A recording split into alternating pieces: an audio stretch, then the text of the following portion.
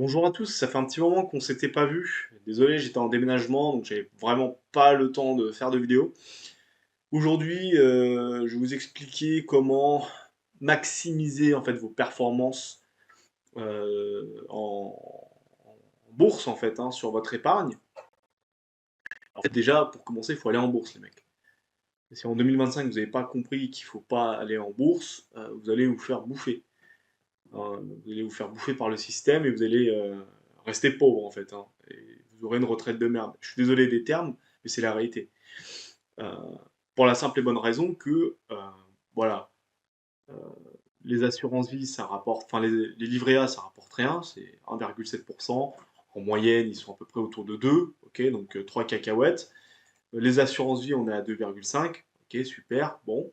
Euh, ça fait encore une fois 0,3 fois rien, c'est 3 clopinettes. Et à 2%, il vous faut 127 ans avec un capital de 40 000, hein. Il vous faut 127 ans pour atteindre 500 000 euros et 162 ans pour atteindre 1 million d'euros. À 4%, 64 ans pour le demi-million et 82 ans pour le million.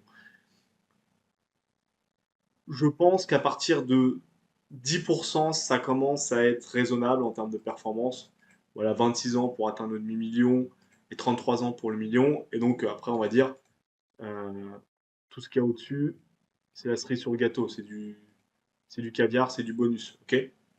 Donc, ce qu'il faut viser, si vous voulez être indépendant financièrement un jour, si vous voulez une retraite, si vous voulez un avenir, si vous voulez payer les études de vos enfants, si vous voulez vous expatrier ou que sais-je, il faut viser au moins 10%, sinon vous irez nulle part. Bon, j'ai arrêté à 25% parce que bon, ça me semble assez grotesque d'expliquer aux gens qu'ils vont pouvoir faire du 30 ou 40% par an tous les ans. Déjà 25% pour les faire, c'est chaud. Donc au-dessus, voilà, on va pas se foutre de la gueule du monde. Mais voilà, il faut faire au moins 10%. Alors vous allez me dire, ouais, mais bon, il y a aussi les obligations, il y a l'or, il y a tout plein de choses. Ouais, mais ça suffit pas. En fait, c'est pas assez performant. Je veux dire, là, je vais vous montrer deux, trois petites choses. Je vais vous montrer ça c'est dans le bouquin de Peter Lynch, Battre Wall Street. Bon là, voilà, je l'ai mis en PDF en anglais sur Internet pour vous illustrer en fait euh, mes propos sur les obligations. Mais les obligations, c'est pas ce qu'il y a de plus rentable, hein. Si on prend le marché obligataire euh, de 1920 à 1980, à chaque fois, c'est les actions qui ont battu le marché obligataire. À chaque fois. Enfin, je veux dire, je vous laisse regarder par vous-même. Mais voilà, S&P 500, 19,2% en moyenne sur les années 20. Long terme, government bond, on est à 5. Ok.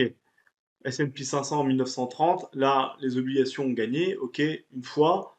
On peut voir qu'ici, boum, que ce soit les high cap ou les small cap, c'est encore une fois les actions qu'on gagnait, les actions qu'on gagnait, les actions gagnent, elles regagnent et elles regagnent. Je veux dire, au bout d'un moment, je ne sais pas ce qu'il vous faut de plus, et il l'explique dans son bouquin, alors je ne sais plus exactement à quelle page, enfin, c'est juste après, il me semble, que les actions, en fait, 9 fois sur 10, 9 décennies sur 10, gagnent par rapport aux obligations. Et même lorsque si vous voulez, lorsque le marché obligataire bat les grands fonds comme le S&P 500, le Nasdaq, etc., il est possible de battre le marché obligataire en faisant du stock picking, en faisant de l'investissement value, en choisissant ce qui se fait de mieux sur le marché des actions. Alors il y a des gens, j'en ai déjà parlé, qui ne jurent que par l'or. Je ne suis pas anti-or et je ne suis pas pro-or. Je suis complètement neutre face à ça. C'est un outil qui, selon moi, est un outil anti-inflation, en fait, anti-effondrement. C'est bien pour l'apocalypse, mais euh, si vous voulez la croissance, etc., ça ne sert à rien, en fait. Il ne faut pas que ça soit la composante majeure de votre portefeuille. Pourquoi? Pour cette raison. Là, je vous compare le Nasdaq avec l'or. Vous pouvez voir que depuis à peu près avril 2007, l'or a fait 600%. C'est pas dégueulasse. C'est déjà mieux que le CAC 40 en réalité, hein, bon. Mais par contre, le Nasdaq, lui, il a fait le double. Je veux dire, à un moment, faut choisir votre camp. Enfin, c'est est-ce que vous voulez, maximiser à fond vos performances, oui ou non? Et ça, c'est ce qu'a fait le Nasdaq, mais vous pouvez, après, de votre côté, encore une fois, faire du stock picking et arriver soit en entre-deux avec moins de volatilité que les deux, soit battre même le Nasdaq pour les meilleurs d'entre vous, soit voilà, c'est à vous de voir en fait selon votre stratégie, évidemment selon votre niveau, mais on peut voir que non, l'or, c'est pas le placement le plus rentable. Quant au marché de l'immobilier, le marché de l'immobilier fait à peu près 5,5% par an.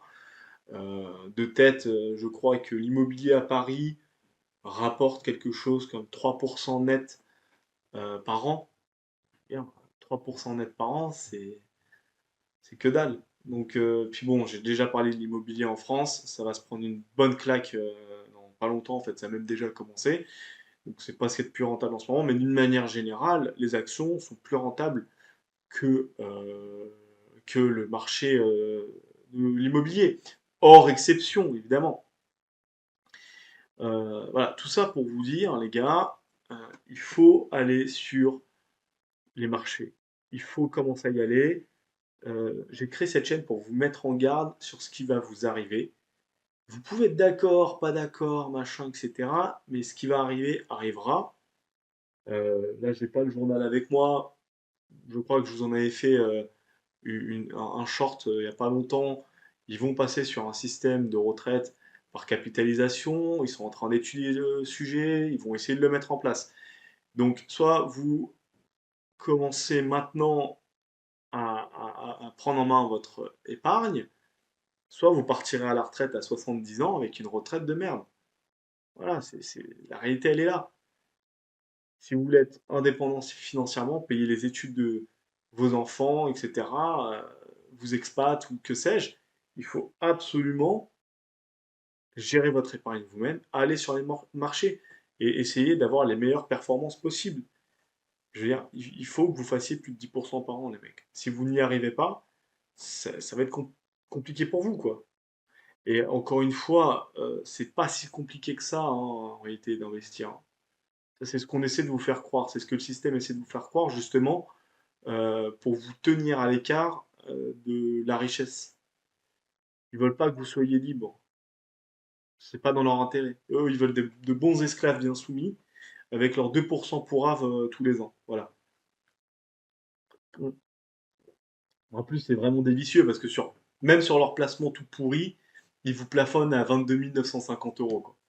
Donc c'est quand même, c'est quand même des vices là, hein.